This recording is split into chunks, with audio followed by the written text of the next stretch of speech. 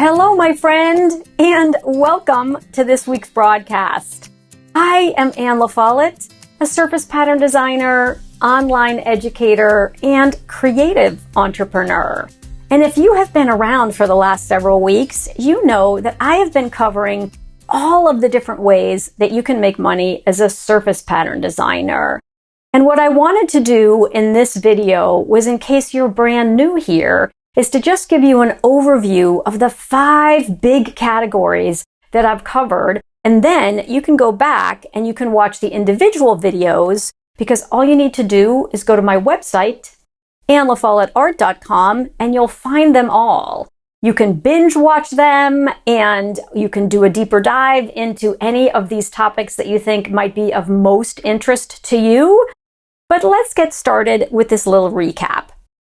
There are 5 major categories, and I've organized them into these categories just to kind of give you a roadmap for how to think about the different opportunities in surface design. But inside each of the major categories, there's tons of different ways for you to actually get your artwork out into the world inside that category. Let me explain. So category number 1 is licensing. And licensing is a very popular choice for artists to get their artwork out into the world. And essentially, the way licensing works is that you create a bunch of designs. You then determine, well, what industry do you think those designs are going to look best in and sell the best? And then you start to contact companies to become licensed. And one of the reasons that licensing is so popular is because you can take your designs and license them across multiple industries and in multiple countries, and get paid a licensing fee from a variety of companies at the same time. Now, let me slow down and just make sure that I'm explaining what that means. I'm going to use an example. In general, licensed designers get paid between 3 and 8% of either retail or wholesale sales. And you take a series of designs. You might decide to find a company that does kitchenwares, and you become licensed by that company, and your contract says that they can only sell those designs on kitchenware items. You can then take your same designs and go to a company that makes area rugs. If you think those same designs might look beautiful on area rugs, you then reach out to a company to get licensed by that company for the same designs. They can only use them and sell them for area rugs. You can make sure your contract says that those companies I just described can only sell in the United States, for example. But then you can take your designs and you can find a housework company in Europe, and they can pay you a licensing fee to sell the same designs in Europe. So one of the key things is, of course, to make sure that you do have a lawyer who can help ensure that your contract is set up properly, so that what happens is you get this beautiful snowball effect where you're selling the same designs across multiple industries in multiple territories, and that creates an incredible opportunity for you to earn money. And that's why licensing is so appealing. The only caveat to be aware of regarding licensing is it takes a little while to get up and running, but it's well worth the effort. Category number 2 is direct selling. And direct selling means that you purchase inventory of products that you think will be very popular, that have your designs on them, and then you sell those directly to the public through your website, at craft fairs, maybe at a local art show, and even potentially in local retail stores. This is a great way for you to have direct contact with consumers. You can ask them what they like, you can ask them what they want you to create next, and you can engage with them directly, which is why it's called direct selling. And one of the advantages of direct selling is not only gathering that feedback, but you can also curate their experience by, when they purchase something, putting it in a beautiful box that has your logo on it, or in a bag with beautiful tissue paper, and your tissue paper could be with your own design on it. You can use a sticker that has your logo on it. You can also use ribbon that might have one of your patterns on it.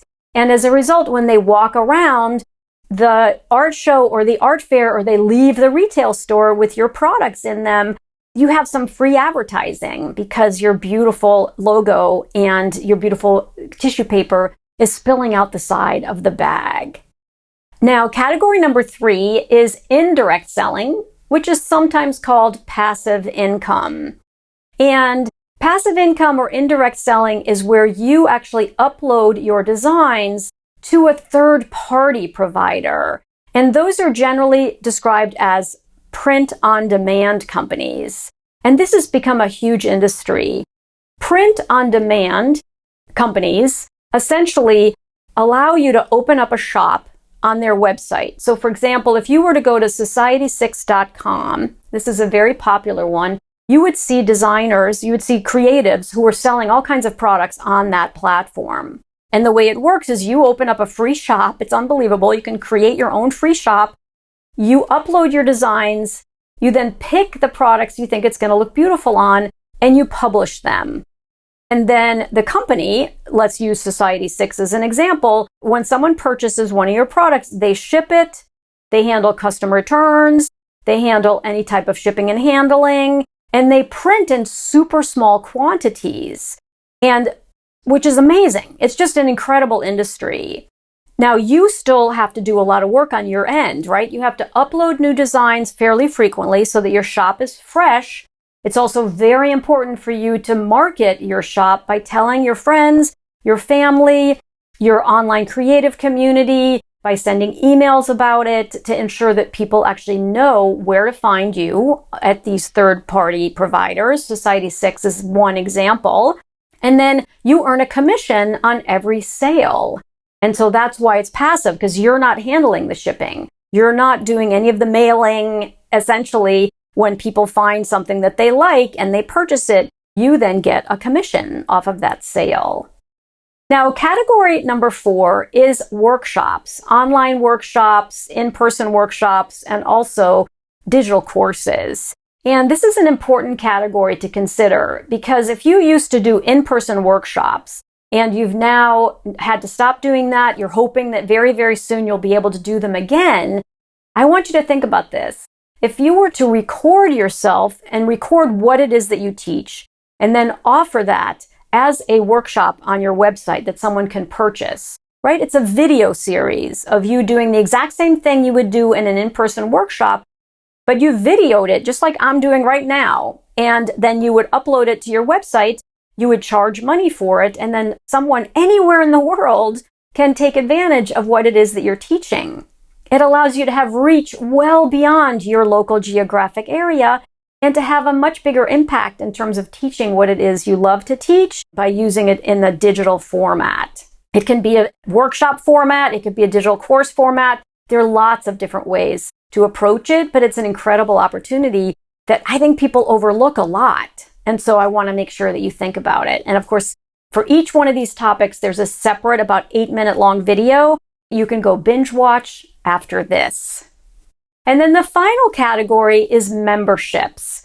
And memberships are becoming more and more popular because it's a way for you to create your own creative community and then give back in exchange for the monthly fee that you charge by either teaching or creating community. And one specific example that I dive more into in the specific video on memberships is subscription boxes.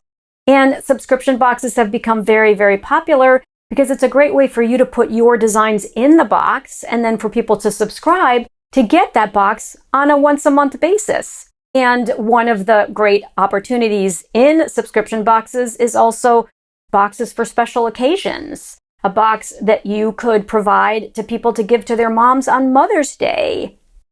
What better than to have your mom or a friend's mom or someone else's mom get a package in the mail that has all of your beautiful products curated inside it for that special occasion for Mother's Day.